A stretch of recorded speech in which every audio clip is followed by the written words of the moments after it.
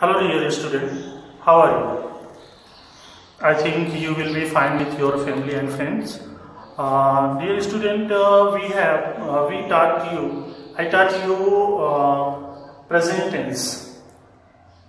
Before this video, in my first video, I taught you about the present tense and its parts. Its simple present tense and its continuous tense has done. In this video, we will learn about the next part. The next part is present perfect tense. It is the third part of the present tense. And see this video. पहचान चुका है, चुकी है, चुका हूँ, चुके हैं, अथवा लिया है, लिए हैं, ली है आदि। ऐसा परफेक्ट जो परफेक्ट टेंस होता है, कोई भी परफेक्ट मतलब जिसमें काम को पूरा होना दिखाया जाता है। मैं ये काम कर चुका हूँ, कोई भी काम हो, किसी भी तरह का काम जो एकदम कंप्लीट हो जाता है, उसी को हम परफेक्ट टेंस में लाते हैं। इसलिए इनके वाक्य के अंत में चुका चुकी या लिया ली ऐसा लिखा रहता है। मैं यहाँ पे दो वाक्य लिखा है, देखिए जरा। वे मैच खेल चुके हैं। अब यहाँ पे देखिए चुके हैं मतलब उनका काम जो खेलने का, जो मैच खेलने का काम था, वो क्या हुआ, समाप्त हो गया। इसलिए ये वाक्य किसका है, प्रेजेंट परफेक्ट का। इसमें देखिए, इसमें भी सेम उसी तरह से है। वह दूध पी लिया है। लास्ट में देखिए लिया है मतलब वो दूध पी चुका है, उसने दूध पीने का काम खत्म कर दिया, तो ये भी आपका प्रेजेंट परफेक्ट है यहाँ पे, तो ये प्रेजेंट परफेक्ट हो गया। तो प्रेजेंट परफेक्ट में जैसा भी हम लोग पढ़ते आए हैं कि हर टेंस के मतलब 3 तरह के सेंटेंस बताए गए हैं। तो यहाँ पे भी देखिए अफर्मेटिव सेंटेंस है, पहला सेंटेंस। अफर्मेटिव सेंटेंस में जो भी अफर्मेटिव चाहे जो भी रहे, मैं पहले से आपको बताया हूँ, पढ़ा चुका हूँ पिछले वीडियो में। तो उसमें परफेक्ट टेंस में अभी प्रेजेंट परफेक्ट है, तो इसमें पहले हम क्या लिखते हैं कि सब्जेक्ट, जो हिंदी का ट्रांसलेशन हमें करने का होता है, तो उसमें हम पहले सब्जेक्ट लाएंगे। सब्जेक्ट के बाद हम हेल्पिंग वर्ब का यूज करते हैं। यहाँ पे 2 हेल्पिंग वर्ब है। पहली हेल्पिंग वर्ब है हैज, जो सिंगुलर के साथ यूज होती है। दूसरी हेल्पिंग वर्ब है हैव, जो प्लूरल सब्जेक्ट के साथ यूज की जाती है। इसके बाद हम मेन वर्ब का थर्ड फॉर्म यूज करते हैं और लास्ट में ऑब्जेक्ट यूज करते हैं। तो वही रूल्स यहाँ पे लिखा है, देखिए हमने वही लिखा है। सब्जेक्ट आएगा, फिर देखिए हैज सिंगुलर, हैव जो है प्लूरल के साथ, वर्ब का थर्ड फॉर्म और लास्ट में ऑब्जेक्ट। यहाँ पे हमने इसके लिए 2 वाक्य लिया है। वे मैच खेल चुके। यहाँ पे देखिए इसमें नकारात्मक शब्द या प्रश्नवाचक शब्द का कोई भी ऐसे शब्द का प्रयोग नहीं है, तो इसलिए ये आपका वाक्य कैसा हो गया, ये आपका अफर्मेटिव हो गया। इसका हम ट्रांसलेशन करते हैं। सब्जेक्ट यहाँ पे है तो क्या आ जाएगा, दे। वे हैं तो दे आ गया, दे बहुवचन है, इसलिए हम यहाँ पे प्लूरल हेल्पिंग वर्ब लगाएंगे है। फिर देखिए खेलना, ये आपका क्या हो गया, ये आपकी वर्ब हो गई। तो यहाँ पे इसका थर्ड फॉर्म प्लेड, प्ले लिख के उसमें ईडी लगा दीजिए, आपका थर्ड फॉर्म बन जाएगा। और फिर ऑब्जेक्ट क्या है, मैच। ये हो गया आपका ट्रांसलेशन। अब इसके अनुसार हमने किया।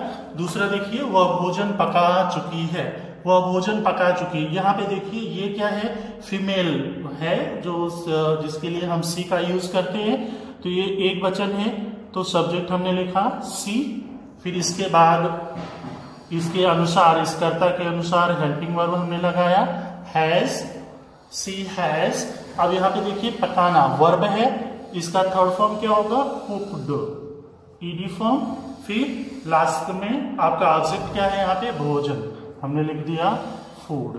तो ये हो गया आपका अफर्मेटिव सेंटेंस का ट्रांसलेशन। तो ये आप ये पहले पहचान करिए, वाक्य जो भी हमें हिंदी वाक्य दिया जाता है, हिंदी वाक्य को पहले आप उसको पहचानिए कि ये कौन से टेंस का है। उसके पहचानने के बाद जो रूल्स है उस टेंस के अनुसार उस रूल को लगाइए और क्रम से वो सारी चीजें रखते चले जाइए, आपका ट्रांसलेशन एकदम आसानी से हो जाएगा। अब बढ़ते इसी क्रम में हम आगे बढ़ते हैं। देखिए निगेटिव सेंटेंस, निगेटिव सेंटेंस ये उसी तरह से है, उसमें कुछ भी परिवर्तन नहीं है आपका। तीसरे हर निगेटिव सेंटेंस में हेल्पिंग वर्ब के बाद नॉट लगता ही है और वर्ब का third form subject helping verb, ये जैसा यहाँ पे रूल लिखा है वही रूल्स होता है। अब इसको जैसे हम यहाँ पे वाक्य दिया है, देखिए राकेश आज विद्यालय नहीं गया है यहाँ पे, और ये वर्ड आपको बताया इंडिकेट कर रहा है ये वाक्य जो है निगेटिव सेंटेंस है। तो इसको हम ट्रांसलेट करेंगे। देखिए पहले हमने लिखा राकेश, फिर राकेश सिंगुलर सब्जेक्ट है इसलिए इसके साथ हमने हेल्पिंग वर्ब हमें क्या लगाना, हैज लगाना। ठीक है, ऐसा हम हैज लिखेंगे यहाँ पे हेल्पिंग वर्ब। फिर देखिए अब देखिए यहाँ पे तीसरे स्थान पे हमें क्या लाना है, नॉट लाना है। फिर चौथे स्थान पे देखिए वर्ब का थर्ड फॉर्म है, यहाँ पे क्या है, गया, मतलब थर्ड फॉर्म क्या होगा, गॉन, गो, वेंट, गॉन। कहाँ, विद्यालय, टू स्कूल। और लास्ट में आपका क्या है, यहाँ समय दिया है तो इसको आगे ऐसा यहाँ पे लिख लीजिए टुडे। ठीक, टुडे हो जाएगा,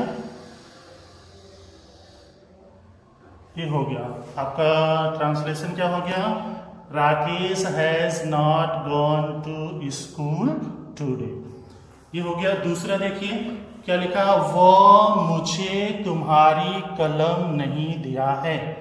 तो वह ये मेल के लिए है तो इसलिए इसकी अंग्रेजी यहाँ पे क्या हो जाएगी, ही।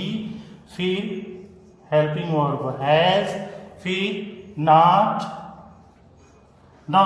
ही हैज नॉट। अब देखो यहाँ पे वर्ब क्या, देना, देना का third form give, gave, given, third form हो जाएगा गिवन ना।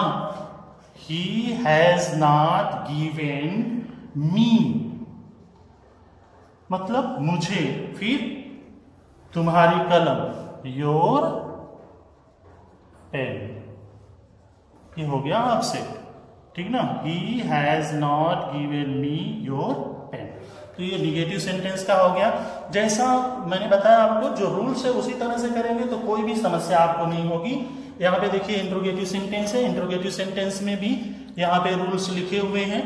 कोई भी इंट्रोगेटिव दो तरह का है, दोनों तरह के मैंने पहले से बता चुका हूं कि पहचान आपको ध्यान में रखना है कि अगर यहाँ पे प्रश्नवाचक शब्द वाक्य के पहले है तो यस और नो टाइप का है। यस और नो टाइप में हमें क्या करना होता है कि उस कर्ता के अनुसार हेल्पिंग वर्ब पहले लाना होता है, फिर सब्जेक्ट लाना होता है, सब्जेक्ट हमें उसमें से खोज के लिखना होता है, फिर वर्ब लिखनी होती है, फिर ऑब्जेक्ट लिखनी होती है, लास्ट में हम क्वेश्चन मार्क लगाते हैं। तो यही चीज यहाँ पे भी है। देखिए यहाँ पे प्रश्नवाचक शब्द है क्या, तो इसलिए हम यहाँ पे पहले क्या शुरू करेंगे, ये देखिए हमारा ये सब्जेक्ट है, ये बहुवचन है, इसलिए हेल्पिंग वर्ब यहाँ पे क्या आएगी, है ना। फिर देखिए यहाँ पे सब्जेक्ट दूसरा नंबर, तो यहाँ पे क्या आ जाएगा, हैव द बॉयज, ठीक है। फिर पहुंचना वर्ब है, पहुंचना, पहुंचना को हम क्या बोलेंगे, रीच, पहुंचना, उसमें हम ईडी डाल देंगे तो क्या हो जाएगा, रीच्ड ना। हैव द बॉयज रीच्ड, कहां पे, मैदान में। तो यहाँ प्रीपोजिशन क्या है, इन, फिर हमने लिख दिया आगे द ग्राउंड, लास्ट में क्वेश्चन मार्क हो गया। Have the boys reached in the ground. अब यहाँ पे देखो इंग्लिश वाक्य की पहचान यस और नो टाइप से कैसे करोगे कि शुरू में कोई न कोई हेल्पिंग वर्ब रहेगी, टेंस के अनुसार अगर हेल्पिंग वर्ब पहले आ गई तो ये जान जाइए कि यस और नो टाइप का क्वेश्चन है, ऐसा सेंटेंस हमारा है। दूसरा देखो, वह तुम्हें उपहार दे चुका है, तो यहाँ पे देखिए फिर वह जो है सिंगुलर है इसलिए हम हेल्पिंग वर्ब क्या लगाएंगे, हैज, हैज। फिर ये देखिए वह सब्जेक्ट है, ही, समझ में आया। फिर देना मतलब क्या हो जाएगा, हैज ही गिवन, देना। फिर क्या, यू, देखिए यहाँ पे दो है जिसे हम कहते हैं डायरेक्ट ऑब्जेक्ट और इनडायरेक्ट ऑब्जेक्ट। थोड़ा सा इसके बारे में मैं आपको बताना चाहूंगा, डायरेक्ट ऑब्जेक्ट क्या होता है और इनडायरेक्ट ऑब्जेक्ट क्या होता है। डायरेक्ट ऑब्जेक्ट जो निर्जीव होता है वो डायरेक्ट ऑब्जेक्ट के लिए बोला जाता है, और सजीव के लिए इनडायरेक्ट ऑब्जेक्ट बोलते हैं। और इसका क्रम होता है कि पहले जब हम ट्रांसलेशन करेंगे तो पहले पहले जो है इनडायरेक्ट ऑब्जेक्ट आएगा, फिर डायरेक्ट ऑब्जेक्ट आएगा। अगर इसका क्रम बदलेंगे तो हमें जो है इनडायरेक्ट ऑब्जेक्ट के पहले टू लगाना होगा। जैसे अगर मैं ऐसा लिखना चाहूं, has he given a gift to you, ऐसा लिखेंगे। अगर हमको ऐसा नहीं सही क्रम में लिखना है तो हमें क्या करना है, पहले इनडायरेक्ट ऑब्जेक्ट लाएंगे। तो इनडायरेक्ट ऑब्जेक्ट यहाँ पे क्या है, यू, फिर डायरेक्ट ऑब्जेक्ट क्या है, अ गिफ्ट, लास्ट में क्वेश्चन मार्क। ये दो ऑब्जेक्ट हैं। अगर हम इसका स्थान आप चेंज कर सकते हो, लेकिन जब आप डायरेक्ट ऑब्जेक्ट को इधर लाओगे तो यू जब उधर जाएगा तो टू लगेगा, अगर टू नहीं लगाओगे तो आपका वाक्य गलत हो जाएगा। तो ये ध्यान में रखिएगा कि जब दो ऑब्जेक्ट दिए हों और दोनों ऑब्जेक्ट डायरेक्ट और इनडायरेक्ट ऑब्जेक्ट हों तो पहले जो है इनडायरेक्ट ऑब्जेक्ट आता है, फिर डायरेक्ट ऑब्जेक्ट आता है। तो मुझे लगता है कि ये वाक्य आप समझ चुके होंगे। दूसरा यहाँ पे देखिए WH टाइप का क्वेश्चन है, और यहाँ पे हमने कुल रूल्स लिखी हैं। WH टाइप क्वेश्चन में मैंने आपको बताया गया है कि पहले जो है वाक्य में WH वर्ड ढूंढने का, कि WH वर्ड क्या लिखा है इसमें। अब यहाँ मैंने अंडरलाइन किया है, दोनों में देखो ये WH वर्ड है। तो पहले जब हम इसका ट्रांसलेशन, ऐसे वाक्यों का ट्रांसलेशन करेंगे तो रूल के अनुसार हमें पहला क्या लिखना होगा, देखो कैसे है तो इसकी अंग्रेजी क्या होगी, हाउ। फिर यहाँ उन्होंने मतलब ही को हम कह सकते हैं, तो इसके तुरंत बाद हमारा क्या आएगा, हेल्पिंग वर्ब हैज आएगा ना, हाउ हैज। इसके बाद सब्जेक्ट यहाँ पे उन्होंने है, तो उन्होंने के लिए हम क्या लिख सकते हैं, ही, ठीक है ना, हाउ हैज ही। अब इसके बाद किया, करना का third form do, did, done third form, ठीक ना, how has he done this मतलब इसे। अब लास्ट में आप यहाँ पे क्वेश्चन मार्क कर सकते हैं। तो ये हो गया आपका ट्रांसलेशन। दूसरा देखो, वह लड़का कहाँ भाग गया है, ठीक है। तो कहाँ मतलब यहाँ पे क्या आ जाएगा, वेयर। फिर देखो लड़का है, ठीक ना, वह लड़का तो मतलब दैट बॉय, वह लड़का दैट बॉय मतलब ये क्या है, आपका एडजेक्टिव है। वह लड़का किसी एडजेक्टिव के रूप में दैट का यूज किया गया है। तो यहाँ पे क्या आएगा, हेल्पिंग वर्ब है जाएगी। क्यों है जाएगी, क्योंकि वह लड़का एक सिंगुलर है। तो वेयर हैज दैट बॉय। फिर देखो भागना, तो क्या हो जाएगा, रन अवे, भागना, ठीक है ना। ये हो गया, मतलब यहाँ पे ये थर्ड फॉर्म है, ये सेकेंड, फर्स्ट और थर्ड इसका सेम होता है। तो ये मत समझना कि ये फर्स्ट फॉर्म है, ये थर्ड फॉर्म है और अवे लगा है। तो ये हो गया आपका कौन सा, WH टाइप क्वेश्चन। तो WH टाइप क्वेश्चन मैंने बताया कि पहले आपको फाइंड आउट करना होगा कि इसमें प्रश्नवाचक शब्द कहाँ है और ये हमारा कौन सा टेंस है। और रूल सबका सेम है, कोई भी सेंटेंस हो रूल सबका सेम है, रूल में कोई परिवर्तन नहीं है। अभी तक जितना भी मैंने आपको पढ़ाया आपने देखा होगा कि negative sentence, affirmative sentence, interrogative sentence सबका रूल एक जैसा है, केवल उसमें हेल्पिंग वर्ब का चेंज होता है। तो हेल्पिंग वर्ब और सेंटेंस पहचानना ये ध्यान में रखिए।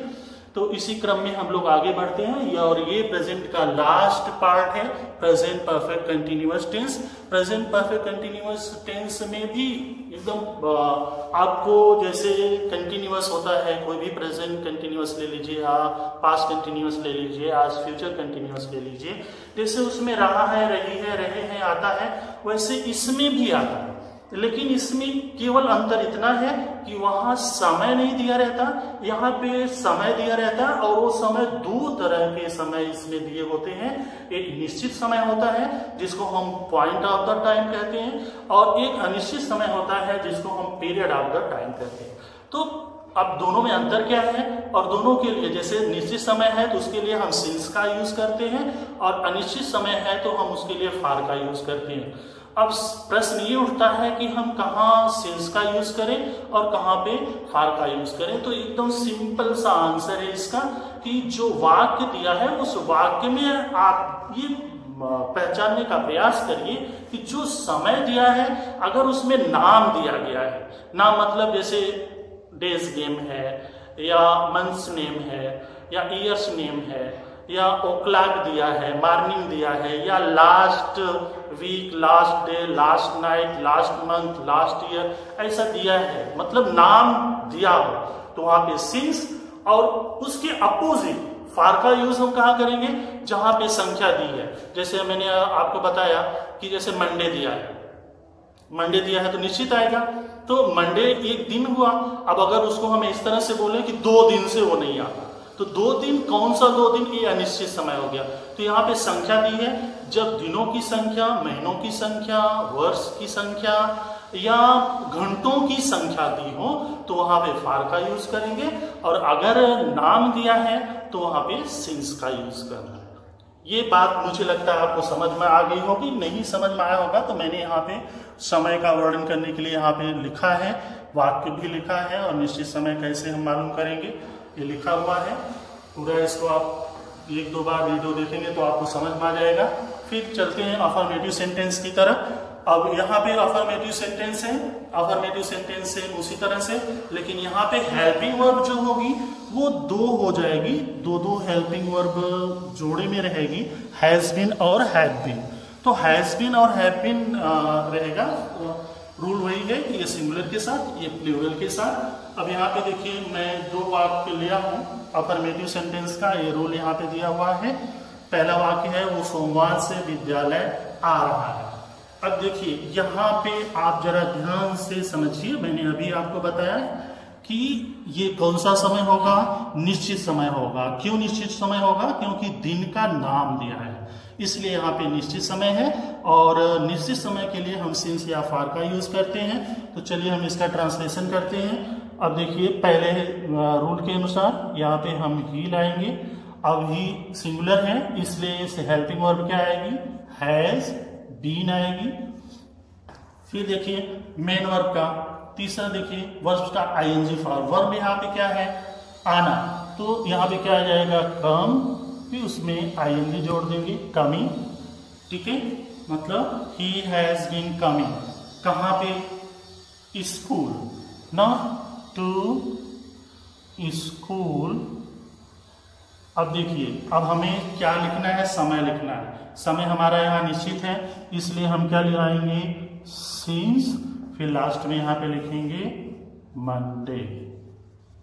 ये हमारा ट्रांसलेशन हो गया। हमने सिंस यहाँ पे लगाया, क्यों लगाया, क्योंकि ये निश्चित समय है।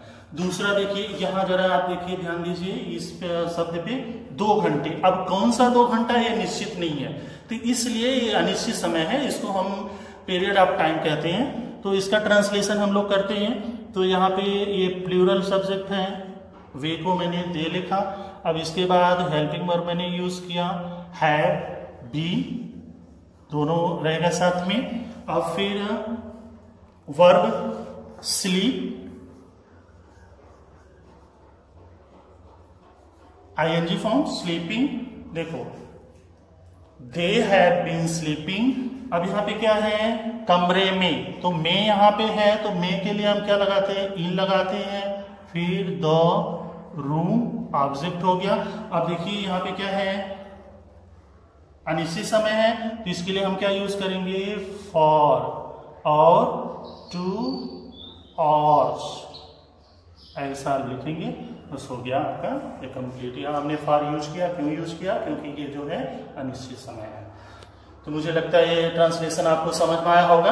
दूसरा हम बढ़ते हैं निगेटिव सेंटेंस की तरफ। निगेटिव सेंटेंस, अब यहाँ पे हमने आपको पहले भी बता चुका है कि जो यहाँ अभी आपने देखा 2 हेल्पिंग वर्ब है, यहाँ पे हमने हैज हैव लिखा है। तो हैज हैव के बीच में उसके तुरंत बाद नाट आएगा, और बीन जो है वो बाद में आएगा। मतलब जब 2 वर्ब रहती है, एक जोड़े में हेल्पिंग वर्ब होती है, तो दोनों हेल्पिंग वर्ब के बीच में नाट का यूज होता है।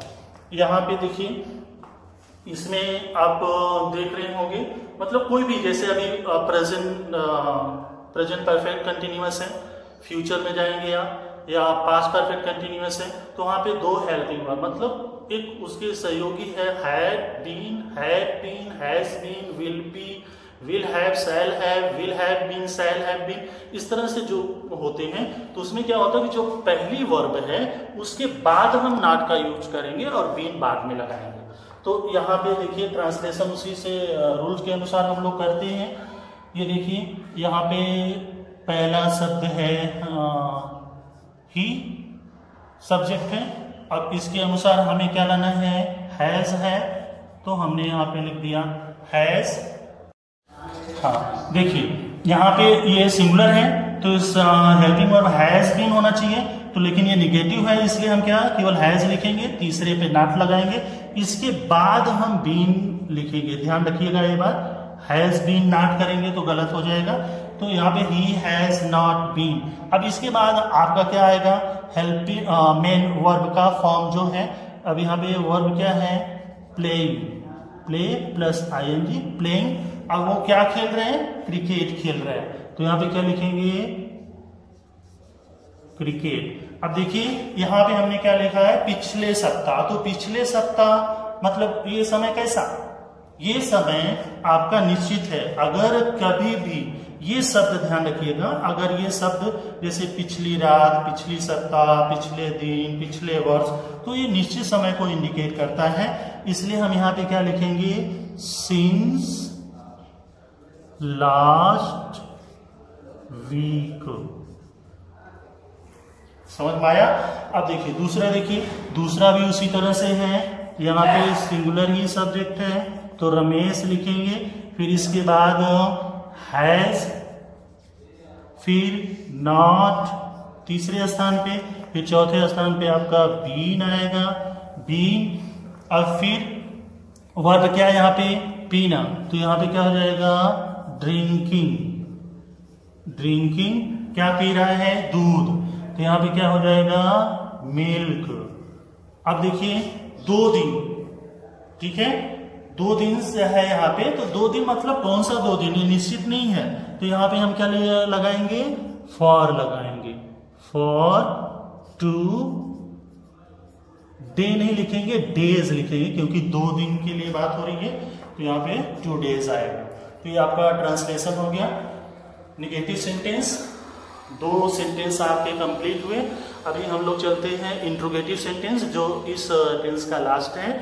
और इंट्रोगेटिव सेंटेंस उसी तरह से आपको पहचान करनी है, केवल यहाँ पे आपको ये करना है कि हैज बीन हेल्पिंग वर्ब है तो हैज पहले लाइए, बीन जो है वो सब्जेक्ट के बाद रहेगा, मतलब बीन जो है तीसरे स्थान पर आएगा, चौथे स्थान पे हेल्पिंग वर्ब है, वर्ब का आईएनजी फॉर्म आएगा, ऑब्जेक्ट आएगा, और लास्ट में आपका सिंस या फार के साथ समय आएगा। सेम मैंने यहाँ पे आपको लिखा है, आप देख सकते हैं कि पहले यहाँ पे इंट्रोगेटिव सेंटेंस यस और नो टाइप में हैज हैव लाएंगे, इसके बाद सब्जेक्ट लाएंगे, सब्जेक्ट के बाद मैंने आपको बताया बीन लगाना है, फिर वर्ब का आईएनजी फॉर्म, ऑब्जेक्ट, और लास्ट में सिंस या फॉर्म के साथ वो समय लिखेंगे। अभी देखिए यहाँ पे ये आपको इंडिकेट करता है कि ये कौन सा वाक्य हुआ, यस सर नो टाइप का। क्यों हुआ, क्योंकि प्रश्नवाचक शब्द वाक्य के पहले लगा। अब देखिए यहाँ पे वह सुबह से तुम्हारी प्रतीक्षा कर रहा है, तो यहाँ पे क्या आ गया, पहले हम हैज लगाएंगे। हैज क्यों लगाएंगे पहले, क्योंकि ये इंट्रोगेटिव सेंटेंस है और इस कर्ता के अनुसार हैज लगा है, फिर इसके बाद सब्जेक्ट ही लाएंगे, फिर इसकी जो हेल्पिंग वर्ब बच गई बीन आएगा ना, हैज ही बीन। अब देखो प्रतीक्षा करना मतलब ये वर्ब का कौन सा, आईएनजी फॉर्म, तो यहाँ पे क्या आ जाएगा, वेटिंग, वेट का आईएनजी फॉर्म। अब यहाँ पे देखिए तुम्हारी ना, तो यहाँ पे क्या हो जाएगा, तुम्हारी को हम लिख सकते हैं यू, फिर सुबह से, मैंने बताया कि सुबह शाम ऐसा दिया हो तो वहां पे सिंस का यूज करते हैं, यहां हो जाएगा सिंस मॉर्निंग, ये हो गया, और लास्ट में आपका क्या करोगे, क्वेश्चन मार्क लगाओगे, has he been waiting you since morning. दूसरा उसी तरह से है, यहाँ पे देखिए फिर वही शब्द है, तो इसके लिए यहाँ बहुवचन है, तो यहाँ पे हेल्पिंग वर्ब क्या आएगी, हैव आएगा, और इसके बाद करता आएगा यू, हैव यू, और फिर तीसरे स्थान पे हम क्या लगाएंगे, बीन लगाएंगे, और चौथे स्थान पे वर्ब का आएंगे। यहाँ पे देखो पढ़ाना मतलब टीच करना, तो टीच हमने लिखा टीच, फिर उसका आईएनजी फॉर्म टीचिंग, ठीक ना। हैव यू बीन टीचिंग, कहाँ, इन दिस विद्यालय, देखो इस विद्यालय में है, तो यहाँ पे में के लिए पहले क्या हम प्रीपोजिशन है इन लगाएंगे, फिर इसके लिए हम क्या यूज करेंगे, दिस स्कूल विद्यालय। अब देखिए ये किसका क्या है, ये कैसा समय है, निश्चित समय है। निश्चित समय क्यों, क्योंकि ये सन का नाम दिया है, तो यहाँ पे क्या लिखेंगे, सिंस 2010 और लास्ट में क्वेश्चन मार्क। तो ये हो गया आपका यस और नो टाइप का। और दूसरा WH वर्ड टाइप का। WH वर्ड टाइप सेम उसी तरह से है। WH वर्ड टाइप में पहले आप वाक्य को पहचानो कि इसमें कौन सा WH वर्ड यूज हुआ है, कौन सा प्रश्नवाचक शब्द यूज हुआ है। तो प्रश्नवाचक शब्द की अंग्रेजी हम पहले लिखेंगे, जब ट्रांसलेशन कर लेने लगेंगे तो उसकी अंग्रेजी हम पहले लिखेंगे, फिर कर्ता के अनुसार हैज हैव लगाएंगे, फिर कर्ता लाएंगे, बीन लाएंगे, फिर आईएनजी फॉर्म लाएंगे, वर्ब का आईएनजी फॉर्म, आपसे समय के साथ सिंस या फार। ये रूल्स हैं। यहाँ पे देखिए वही सारे रूल्स लिखे गए हैं, वे रूल्स आप देख सकते हो। अब इसका हम ट्रांसलेशन करते हैं। यहाँ पे देखो ये प्रश्नवाचक शब्द हो गया, तो इस सभी यहाँ पे देखिए सारे रूल्स लिखे हुए हैं। तो प्रश्नवाचक शब्द को हम क्या करेंगे, उसकी अंग्रेजी हम पहले लिखेंगे। यहाँ पे क्या है, तो इसकी अंग्रेजी क्या होगी, वॉट। अब देखो ये क्या है, आपका सिंगुलर नंबर है, इसलिए हेल्पिंग वर्ब क्या आएगा यहाँ पे, हैज, वॉट हैज। अब कर्ता क्या है, ही, वॉट हैज ही। अब वर्ब खाना, ईट, तो ईट का कौन सा फॉर्म, आईएनजी फॉर्म, ईटिंग।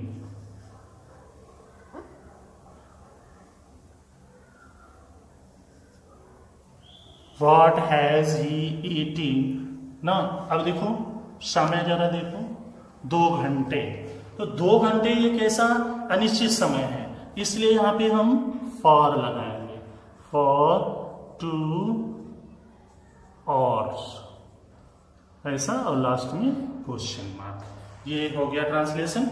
दूसरा देखो यहां पे देखिए, और समय देखिए, यहाँ 2 बजे दिया है, यहाँ 2 घंटे, 2 घंटे है तो अनिश्चित समय, और 2 बजे दिया है तो निश्चित समय। अब यहाँ पे देखिए फिर हम लिखेंगे वही वॉट हैव क्यों आएगा, क्योंकि यू जो है बहुवचन का करता है, इसके बाद यू, फिर अब वो मेन वर्ब यहाँ पे क्या, लिखना, व्हाट हैव यू, लिखना के अंग्रेजी क्या होगी, राइट, फिर ING form writing, what have you writing. अब देखिए यहाँ मैंने आपको बताया ये समय है 2 बजे से, तो 2 बजे ये कैसा समय है, निश्चित समय है, इसलिए हम यहाँ पे क्या लगाएंगे, सिंस 2